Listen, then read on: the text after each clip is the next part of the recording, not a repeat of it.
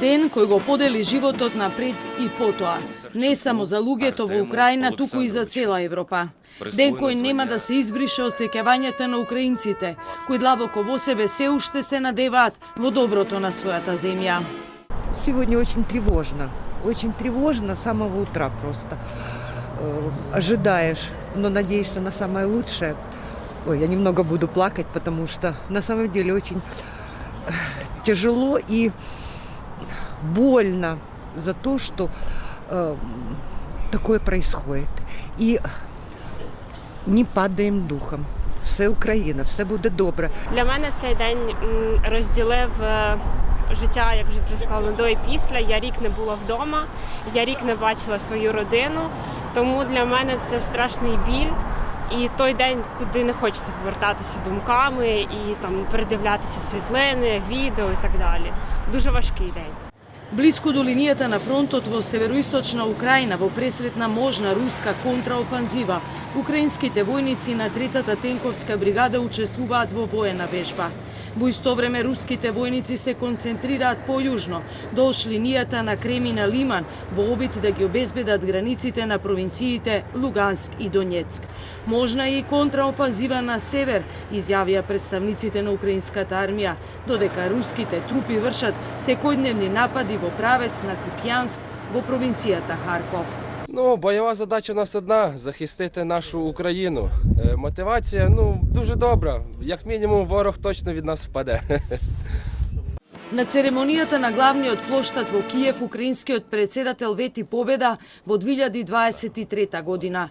Тој денот кога почна руската инвазија го нарече најдолгиот ден од нашите животи, кога започна најголема и најсмртоносна војна во Европа по Втората светска војна. Українські воїни – найголовніша наша людина, яка стоїть і завдяки якій стоять мільйони українців, яка вистоїть і завдяки якій вистоїть Україна, завдяки якій вічно лунатиме слава Україні.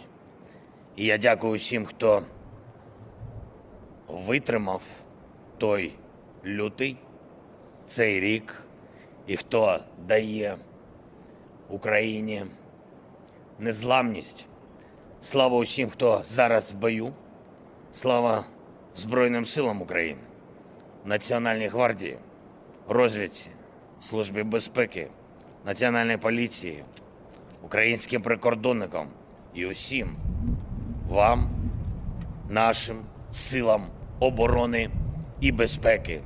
Слава усім вам, хто допомагає щоденно битися і хто рятує життя.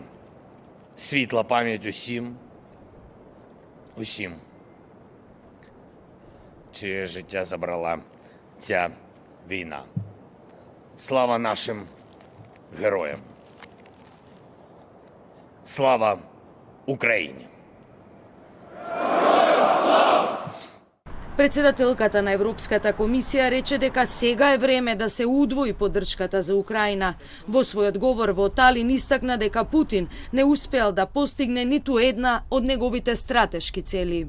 1 year on, from the start of his brutal war, Putin has failed to achieve a single one of his strategic goals.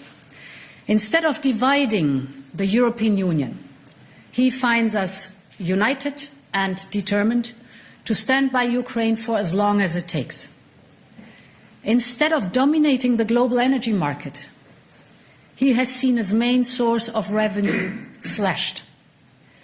Instead of wiping Ukraine from the map, he is confronted with a nation more vigorous than ever. Ukraine has become a testament to the bravery of a nation which will never relent in its quest for freedom. We have seen that in every single day of the 365 days since the beginning of this atrocious war. Една година од почетокот на инвазијата на Русија врз Украина, низ цела Европа има речиси 8 милиони бегалци. Обединетите нации објавија дека загинале повеќе од 7.000 украински цивили, бројка која е непрецизна бидејќи украинските власти велат дека бројката е приближно 40.000 убиени цивили. Во Украина 9 милиони луѓе живеат без струја. Сексуалното насилство се користи како воено оружје.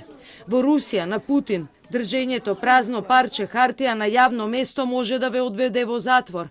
Десетици илјади руси се уапсени за антивоени протести. Во двете земји 345 милиони луѓе се соочени со глад.